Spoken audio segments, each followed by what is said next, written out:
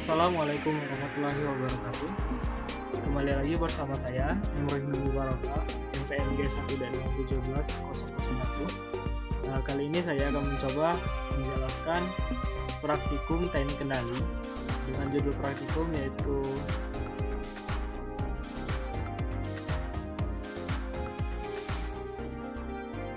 simulasi kontrol motor DC menggunakan kendali PID. Yang dimana tujuan praktikum 1. Membuat fungsi alih dari motor DC, 2. Memberikan kontrol PID pada motor DC, 3. Menentukan nilai KP, KI, KD untuk kontrol motor DC. Langsung saja kita ke langkah percobaan. Sebelum itu saya akan memaparkan beberapa alat dan bahan untuk praktikum kali ini. Yang pertama komputer, lalu yang kedua software MATLAB yang dilengkapi dengan sebagainya.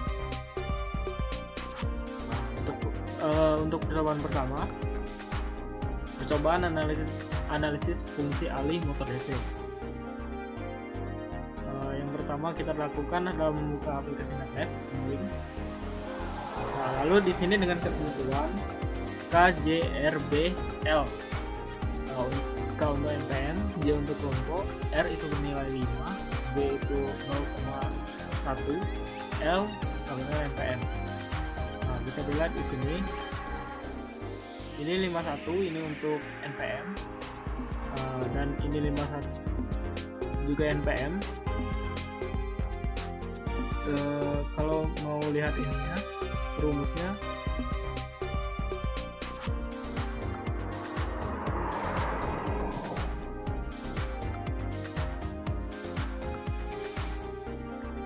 kurang lebih seperti ini.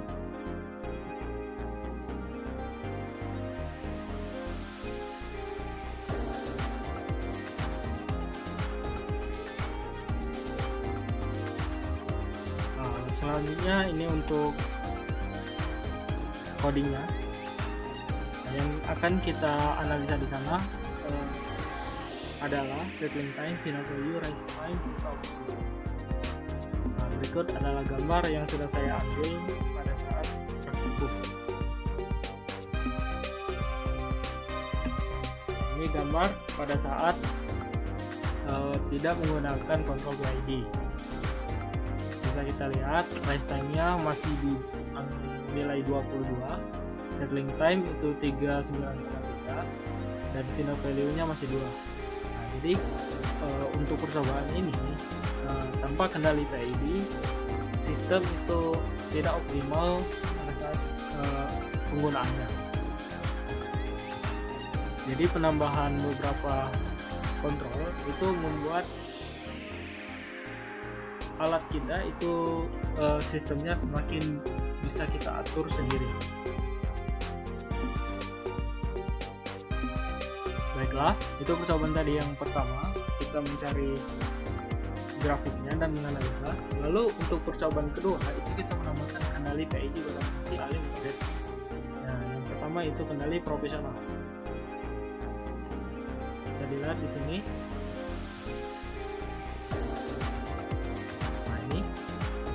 Di sini saya sudah menampilkan untuk kendali profesional.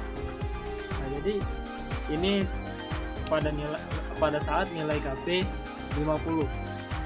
Bisa dilihat ini garis biru adalah pada saat tidak menggunakan kontrol PID. Sedangkan garis merahnya pada saat penggunaan kontrol PID dengan kontrol KP atau kontrol profesional. Di sini rise time sudah lebih kecil daripada sebelumnya. Yang sebelumnya kan tanpa PID itu 22. Sekarang jadi 0,198. Dengan final value itu juga sudah lebih kecil. Dan sebelumnya tanpa kendali PID itu 2. Pada saat penggunaan kontrol profesional itu menjadi 0,99 untuk nilai final value. Selanjutnya adalah penambahan proporsional dan derivatif. Apa yang akan terjadi?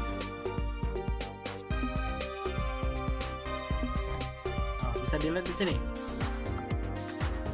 perbandingan pada saat penggunaan kontrol, diferensial, dan direct. Tidak banyak yang berubah, namun pada saat penggunaan KP atau proporsional itu overshoot sedikit lebih tinggi daripada diferensial. Ini kan nilainya untuk garis biru itu diferensial dan garis merah itu proporsional. Pada saat overshoot, diferensial itu nilainya 22,7, sedangkan untuk proporsional nilainya 29,9. Untuk final value itu sama, dan settling time juga sedikit berbeda. Pada saat diferensial itu 1,16, sedangkan untuk proporsional itu 1,53. Lebih cepat diferensial lebih cepat mendekati settling time daripada proporsional. Lalu yang selanjutnya adalah proporsional integral. Apa yang akan terjadi?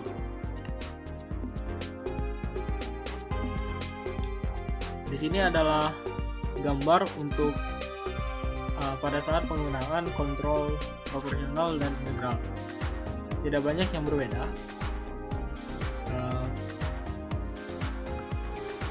Namun yang berbeda itu ada pada settling time-nya. Jadi sama seperti sebelumnya, pada saat penggunaan integral, settling time lebih cepat daripada settling time yang ada pada kontrol proporsional. Baik.